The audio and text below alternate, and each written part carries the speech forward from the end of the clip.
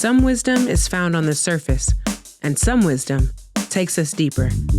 Welcome to Get Deep, where we dive into the thoughts, truths, and affirmations that help us grow, reflect, and move forward. I'm Deborah D.E.E.P, Mouton, and every episode will explore the power of words, the strength of resilience, and the beauty of introspection. Come in, take a seat, and let's get deep. You know, I think we're all promised this myth of a work-life balance. This moment where everything evens out and all the scales balance. I think I've believed in that way longer than I've believed in any other myth in my life. And I've never found it to be true, especially in a time where the whole world seemed to be shuddering. The pandemic. For me, I wanted to embrace it as a moment of quiet, to reconnect with my kids, to be able to find my legs underneath me. I mean, without the 2-hour round trip commute to the school I was teaching at, it seemed like the perfect time to recenter and find something that I'd never been able to achieve before: balance. Unfortunately, we all quickly learned that even by yourself, there tends to be a shifting of things that doesn't always even out. I found myself teaching virtual classes the majority of the day as my youngest child ran around my ankles.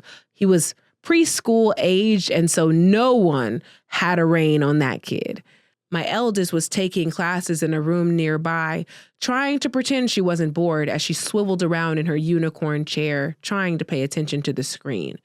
My husband was working remotely in another room, and even though we all had our distinct and separate spaces, there seemed to be no room for creativity, no room for thriving, no room for anything but fear. I thought that leaving my 9 to 5 might give me some kind of stability, that there may be something that I could find. But what I learned in that time was that there was no amount of shifting that was going to make me feel comfortable. I knew that working for someone else at that time was going to make me less of the woman that I wanted to be when I was able to emerge from my office after a full day of teaching, after running back and forth, up and down, grabbing snacks and bringing people drinks, trying to redirect my child and find some way to take a moment to read a book or to cry in a shower. The world seemed like it was upside down, because it was. And there will be moments where the world feels this way. They will happen again, even if we don't want them to. But the reality is that we still have a stability in betting on ourselves, that you know what's inside of you better than anyone could. And when you're wrestling with a decision, especially one that shifts and changes what your whole life may be, it's easy to get lost in thinking that you have to get it all right. But there's a beautiful part of failing, of being able to fall down and get back up, to look at your scars and see them not as a mistake, but as a lesson that you learned and mastered and carry with you forever. Thank you for joining me on this journey today.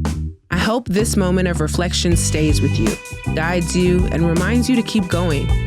If you found value in this episode, let's keep the conversation going. Follow me on Instagram at Live Life Deep and share your thoughts, your wisdom, and your light. And if you're enjoying the podcast, the best way to support it is simple. Subscribe, rate, and leave a review. Your support helps others find this space of growth and inspiration. This has been a Gemini's production. You can explore some of the other podcasts on the network by going to GeminisProductions.com or following on Instagram, TikTok, or YouTube at Gemini's Productions.